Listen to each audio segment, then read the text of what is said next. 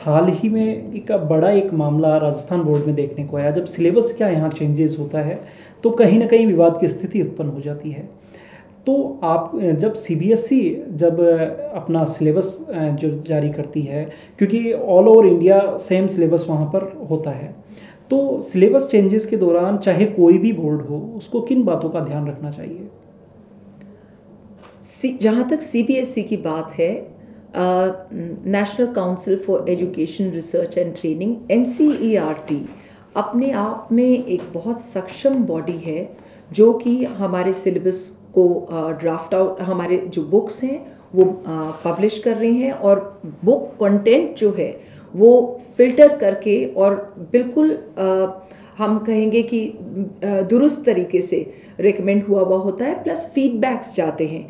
Similarly state में भी state की बॉडी है SCERT जो कि फिल्टर करती है कंटेंट।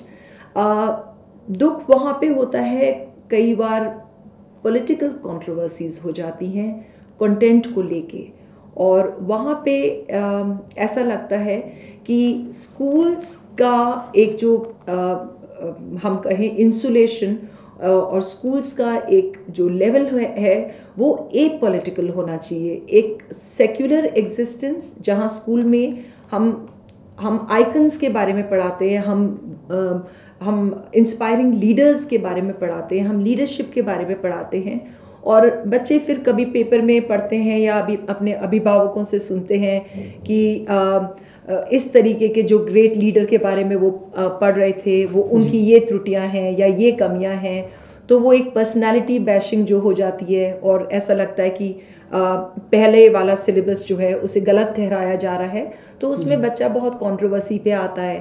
तो हम समझते हैं कि बहुत कॉम्पिटेंट बॉडी हैं जो सिलेबस बनाती हैं, जो बुक्स रिकमेंड करती हैं, जो कंटेंट अप्रूव करती हैं, और वो बॉडीज़ इस बात का ध्यान रखें कि हम नॉन कंट्रोवर्शियल तरीके से अपने कंटेंट की प्रिपरेशन करें और सिलेबस को और स्कूल्स को स्पेशली हर कंट्रोवर्सी के एरिया से बचाया जाए।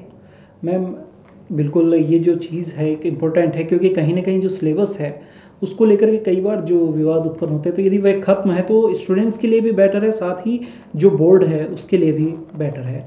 मैम एक और चीज़, एग्ज़ाम्स का दौर चालू है। ऐसे दौर में कई बार बच्चे डिप्रेशन में आ जाते हैं, क्योंकि पेरेंट्स की आजकल इच्छाएं भी काफ़ी हावी हैं। तो ऐसे पेरेंट्स और ऐसे स्टूडेंट्स, उनको आप क्या एडवाइस देना चाहेंगे? मैं ये समझती हूँ कि जहाँ बच्चे जो एक एग्ज़ामिनेशन का जो स्ट्रेस, कई बार अननोइंगली उस स्ट्रेस में आ जाते हैं, तो उनका जो माहौल है, उनका जो वातावरण है आसपास का, उसे भी कुछ हद तक हम जो लोग हैं उसमें वो नेचुरली रिस्पॉन्सिबल होंगे। या तो कुछ ज़्यादा पेरेंटल प्रेशर आ जाता है या कुछ ज़्यादा कई बार पीयर प्रेशर भी आ जाता है लर्निंग का।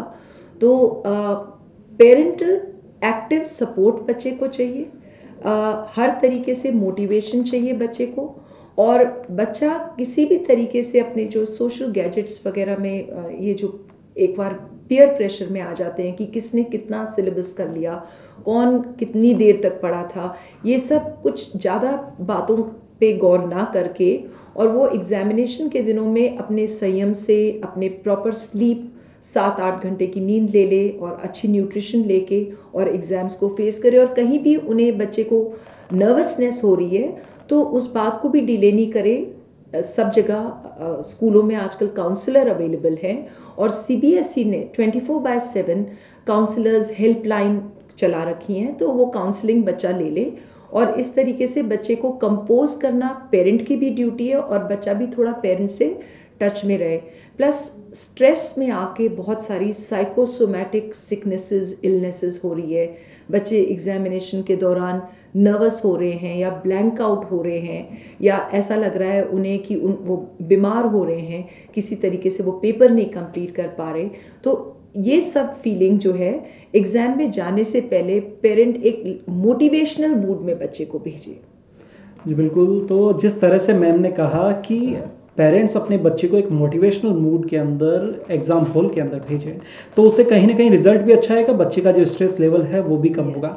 मैम, जो सोशल गैजेट्स की जो बातचीत की आपने उस पर भी मैं बात करूँगा कि जब एग्ज़ाम का टाइम आता है तो पेरेंट्स अपने बच्चे को टीवी से दूर कर देते हैं, उसको इंटरनेट से दूर कर देते हैं, मोबाइल से दूर कर देते हैं और कहते हैं कि आप पढ़ो, आप पढ़ें, आप पढ़ें। ये चीज़ कि कहाँ तक ठीक है? अरविंद जी, सोशल जो ये मीडिया है, गैजेट्स जो हैं, इसमें मैं ये समझती हूँ कि इसमें बच्चे जब अपने साल भर में जो जिस तरीके से जिस माध्यम में यूज़ करते हैं, वो एक होता है to catch up with other people, to keep in touch with other people with outside world. वो फिज़िकली अगर कहीं नहीं जा पाते हैं तो एक होता है कि वो उनसे कांटेक्ट कर लेते हैं, फ्रेंड्स से दे कीप इन टच। दूसरा कि इंटरनेट पे कई बार वो अपनी रिसर्च, अपना कोई जो उनको रेफरेंस मटेरियल देखना है वो देख सकते हैं। एग्ज़ाम्स के दौरान हालांकि कोई स्ट्रिक्ट मेजर पेरेंट को नहीं लेना चाहिए, पर बच्चा अपने आप अपना जो गैजेट टाइम है वो उसे बिल्कुल रिड्यूस करे, मिनिमम अर्जेंट कम्युनिकेशन के लिए, क्योंकि गैजेट अपने आप में इतना डिस्ट्रैक्शन वाला है और उसमें इतनी ओपन इंफॉर्मेशन है जो कि रिलेवेंट नहीं है उसके बच्चे के एग्ज़ाम्स के लिए।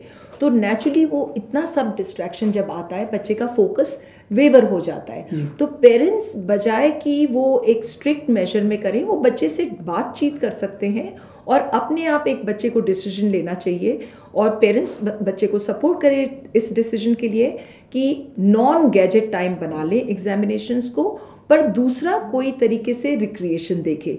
बच्चा या तो हाफ एन आवर की कोई फिजिकल एक्टिविटी करे जो बहुत ज़रूरी है, या फिर कुछ रिलैक्स करने के लिए, यदि शॉर्ट ड्यूरेशन के लिए कुछ बच्चा अगर टेलीविज़न पे भी देखता है आधे घंटे के लिए, माइंड फ्रेश करने के लिए, एग्जामिनेशन के बाद में बच्चा अपने आप को रिलैक्स करने के लिए वॉक करना चाहता है पार्क में, तो पेरेंट्स सपोर्ट करें। रिक्रिएशनल एक्टिविटीज़ और भी नई तरीके से घर में गेम्स खेले जा सकते हैं, चेस या कैरम जो बीच में बच्चा जिसमें ब्रेक ले, और अच्छी हेल्दी कॉन्वर्सेशन बच्चे को कोशिश करके टेबल पे लेके और मील खाना चाहिए। ये बजाय कि वो एक जिसे कहते हैं कि उसको कमरे में बिल्कुल नज़र बंद करके रखें, वो ठीक नहीं है। बच्चे को बिल्कुल नॉर्मल दिनचर्या में रहना चाहिए और पेरेंट्स का सपोर्ट रहे। मैम, ये जो टाइम आज से 1 महीने बाद में जब रिज़ल्ट आ जाएगा, उसके बाद में कहीं ना कहीं जो 10th के जो स्टूडेंट्स हैं उनकी हम बात करें, उनके लिए स्ट्रीम सिलेक्शन एक बड़ी चीज़ होती है। पेरेंट्स चाहते हैं कि वो अपने बच्चे को डॉक्टर या इंजीनियर बनाए, जबकि बच्चा सीए बनना चाह रहा हो। ऐसी स्थिति के अंदर जो ये जो पोजीशन है उसमें पेरेंट्स और स्टूडेंट्स दोनों के बीच में किस तरह से समन्वय बैठाया जा सकता है ताकि जो स्टूडेंट हैं, जो बच्चा है, वो अपने अकॉर्डिंग जो सिलेबस है, जो स्ट्रीम, जो जिस भी सब्जेक्ट में वो अपना करियर बनाना चाह रहा है वो ले सके और पेरेंट्स भी उनको हेल्प करें।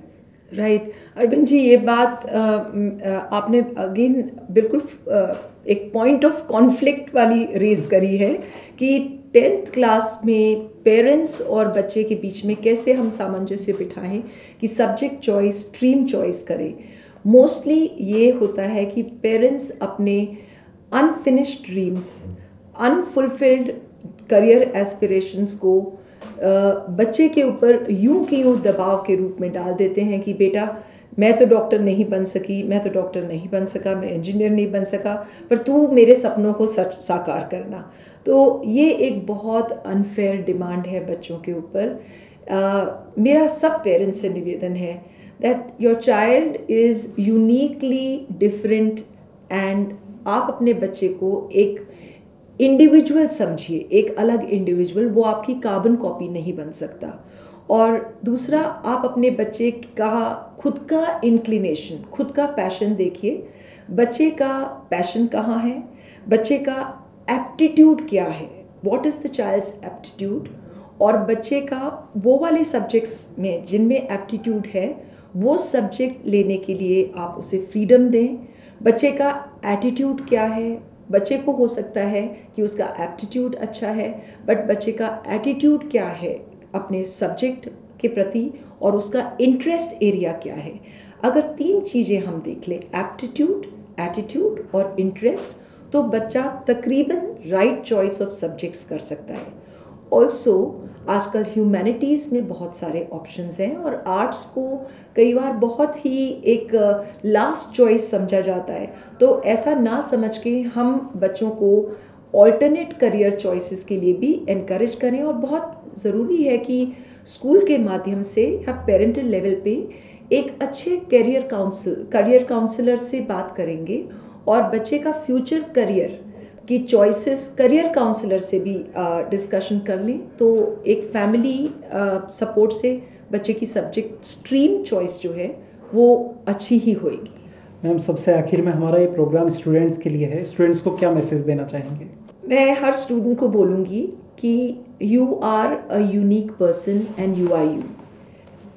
आप अपने लेवल पे अपने भविष्य को लेके और जो अपनी चॉइसेस करेंगे right from class 10th onwards, उसे बहुत कॉन्शियसली अपने ओन माइंड, अपनी ओन रिफ्लेक्शन, अपनी ओन थिंकिंग से करेंगे, ना कि पीयर इन्फ्लुएंस में आके।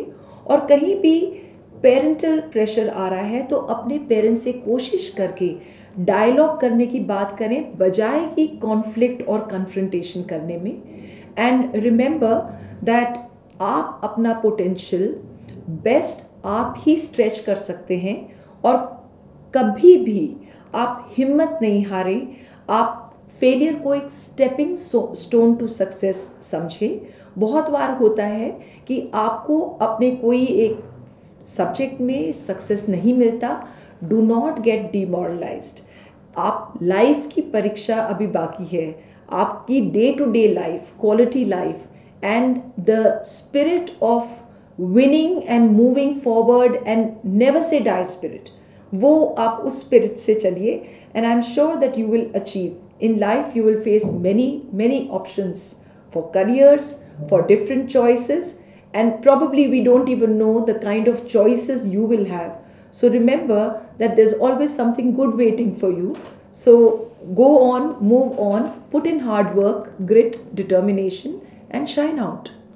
जी बिल्कुल, थैंक यू मैम, आपने जो टाइम दिया पत्रिका टीवी के लिए। सबसे बड़ी बात जो मैम ने कही कि आप एक यूनिक पर्सन हैं और कहीं पर भी डिमोरलाइज होने की ज़रूरत नहीं है। लाइफ एक जर्नी है, उसमें फेल या पास जो दोनों ही चीज़ हैं वो चलती रहती है, लेकिन स्टूडेंट्स को हमेशा आगे बढ़ना चाहिए।